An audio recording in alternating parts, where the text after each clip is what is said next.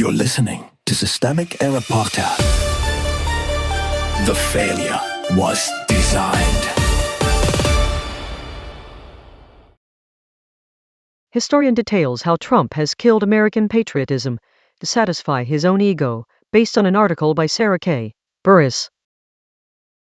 Trump hijacked the 250th, and the press is still calling it patriotism, a celebration turned personal property. The source story is simple.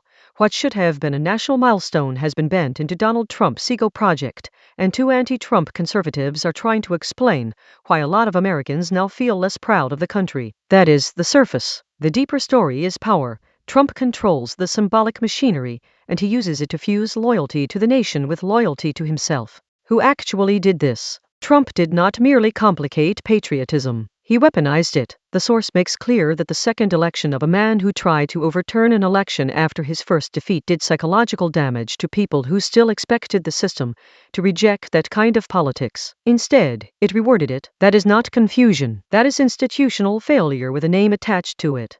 The blame gets laundered. The article's language drifts toward abstraction, but the responsibility is not abstract. The problem is not that Americans are emotionally fragile or that some vague civic consensus has frayed on its own. Fox News, talk radio, Trump's political machine, and the party structure that keeps enabling him have helped build a political environment not operating in the real world, as Richardson put it. That is not a cultural accident. It is a propaganda ecosystem producing political disorientation on purpose. Polls as symptoms, not causes. The Fox News and Gallup numbers are useful here, but only as evidence of the damage. If 27% of Democrats say they are proud of the country and national pride has hit a record low, that does not prove Americans have become less decent. It shows that Trumpism has made patriotic language feel contaminated. When a movement turns national identity into a vehicle for grievance, cruelty, and self-worship, the people who still believe in democratic government are not the ones losing faith for no reason. They are reacting to what has been done to the country. The real issue is agency.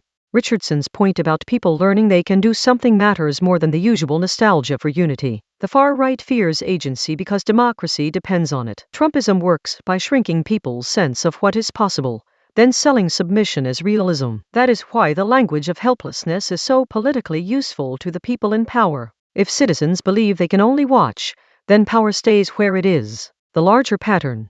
This is the recurrent pattern. Authoritarian politics colonizes democratic symbols, then blames the public for feeling alienated by them. Trump takes the language of America, empties it of civic responsibility, and refills it with personal loyalty. The result is not a wounded patriotism that needs gentle repair. It is a political culture that has been deliberately poisoned by a movement that treats the country as a stage set for one man's grievance and one party's cowardice. You've been listening to Systemic Error. Thanks to AlterNet for today's article, with the automated voice of Lesak. Thanks for listening.